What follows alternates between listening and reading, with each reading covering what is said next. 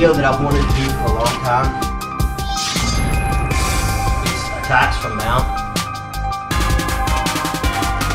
The big difference in submission grappling or no-gi is it's not necessarily a faster game. It's a game in which you have to be more specific with control. Everything happens at a speed that it happens best at. Is sometimes, since you have to be more specific with what the body part that you're controlling or how you're controlling it, people try to rush through techniques, and they try to increase their speed to make up for their lack of control. And it's just not the way it works. You see that everything happens best at it.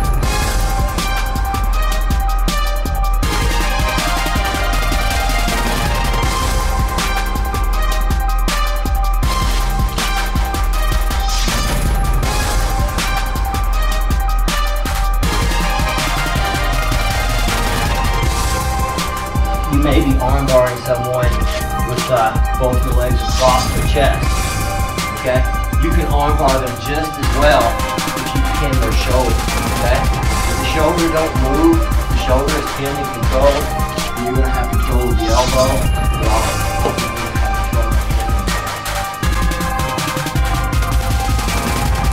Okay guys, here we go. Let's do this thing. First of all, before you do anything else, you have to get control of his elbow. I'm going to put my hand on his elbow, shove his arm across his body, crawl up behind his shoulder so he can't flatten himself back out. I'm going to reach around. Whenever I do this, I'm going to grab his arm. Now, I'm going to lift his head up, make his posture very uncomfortable, circle my arm over his head, step over his head, and now very gently slide down his back. I will not fall backwards to try to complete an armbar until his hands are broke apart. Sometimes, in excitement, you end up falling backwards and you end up in a position where his hands are still together, but you are leaned back. This is kind of dangerous because he can set up on you very easily from here. What you have to do is stop pulling and start pushing. So what I'm going to do here, stop and I'll push. By pushing his hand with this grip back into him, you regain control of his body. Ultimately, I would prefer to go straight back into mount. In order to go to mount, I either need to circle my hips and push my hips back up to the top position. When you do it in this fashion by leading with your hip first, you avoid a lot of complications that can result from somebody trying to shrimp and go for a leg lock. You can also just simply drop your leg over his head, and it makes regaining mount so much easier. If you push your leg over, and a lot of times people will do this for you by pushing the leg over to try to turn into you. Notice the leg will just simply slide over. Now I'm going to circle my hip up, shove my hip up. Imagine somebody shrimping in if they were trying to get a knee in between me and them to maybe go for a leg lock or a heel hook. My hips coming back in leaves no distance for that. Sometimes you can simply take the back as they try to turn in. Now there's a detail, man, that is so often underlooked here. I'm going to drop my leg and I'm going to fall off at an awkward angle. It's directly over the top of his head. Now watch my left hand. It's going to turn away from him. Right here, it's turned away, and then it circles underneath his jawline. This is a trach choke, probably the fastest choke you'll ever see. Trach chokes happen so quick, people tap almost instinctively from them. Now, this is something that should be at the heart of everything that you do. This mounted head triangle, every time that you're setting something up, notice I've got control of his elbow. I'm baiting him to go underneath my leg. People will do this automatically, especially if you're used to using like an S guard. They're used to trying to either push your leg down into half guard or come out the back door. Now I need to get under his head. Notice my right hand is just kind of getting ready to lift his head. Now if I can't lift his head, I can't do this. I have to be able to lift his head with my hand to reach underneath of it and grab my foot. I have to have control of his other side elbow. In this situation, notice his left elbow, I have control of it. I grab my foot, push my hip up. A lot of times this can just be a mounted triangle and finish with a triangle. In this situation, the way that Jasper was there, I finished with the mount, or with the armbar. Dismounting is huge. Now I'm going to step over, cross face immediately, base out, keep that guy from coming up to my hips. This leads a lot of times to a Darce choke. Whenever I go to finish the Darce choke, I like to push my hips up into him and keep the arm trapped in between me and the mat. The lasso is a position, guys, that I've been working on since I was like, I don't know, probably 20 years. Whenever I first started grappling, I was 140 pounds. Dudes, everybody outweighed me. I'm gonna push his arm across. I'm gonna reach around again, grab his wrist. I'll push my hand on his elbow if I need to.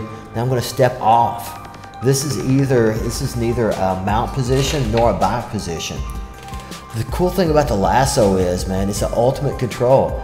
I'm about 180 right now. I control people that's 400 pounds very easily with this. Whenever I was 140, I very easily controlled people that was 350 plus. Tons of submissions. This one is a little neck crank that can be a choke. A lot of times with the lasso, people tend to turn into you. You can hit this arm triangle super quick. Now this lasso position, let's go into some details on this thing. First of all, notice my right elbow is not on the mat. Okay, my hands are locked together in a postage stamp position. Now if this person is trying to get to his knees, which is usually why you end up going to this lasso position, you're gonna let your body weight come on top of him a little bit. Notice my elbow's on the mat now, but I'm lifting his elbow. This is a little bit of a difference in this. Your hands are actually gonna move around his neck and his shoulder just like a lasso. See how I'm kind of lifting his arm just a little bit? Now I'm gonna put my weight on top of him just a little, just slightly, so I can rock my hips back and bring him right back down. This is very frustrating for the person on bottom. Notice that my arm never goes above his elbow. It's staying in between his shoulder and his elbow. If you want to finish with this, this is cool. Half the time I end up finishing with a Kimura, an armbar. Sometimes I end up going for this neck crank. Usually I'll use this neck crank. Imagine how easy it is to step over into a Kimura after this person tries to keep their posture with their neck to avoid the neck crank. And again, this can be a choke, just depends on how they turn their head. Now the TPS special, if I go for an armbar for mount, most often it's this style armbar. Watch how my hip keeps his arm captured. In order to armbar somebody, you gotta keep control of their elbow and their shoulder. Now, this looks kind of fancy. Don't get distracted by the leg. Watch my hip as it rolls across his arm. Bam. Now right back onto his, across his head, and I'm just gonna slide my hips over. It takes a lot of practice in this position. I'm not gonna joke with you guys. This position is kind of, it's a balanced position. It takes a little bit of practice. But hey, mount took practice to start with, right? Now, if you guys check out some of my videos, you'll see the Mato Plata. This same position, man, to break the arms apart, a lot of times you go to the Mato Plata, somebody defends their neck because it's a lot of pressure even if you're not underneath the chin. And guess what? As they're trying to defend the pressure on their neck, they give up their arm. Let's go into arms. There's a whole world of difference between which arm you grip their arm with. Now this roll is something that I love to do, and the rotational power in that a lot of times frees the arm. But whenever I was first starting out, I made a mistake with this, okay?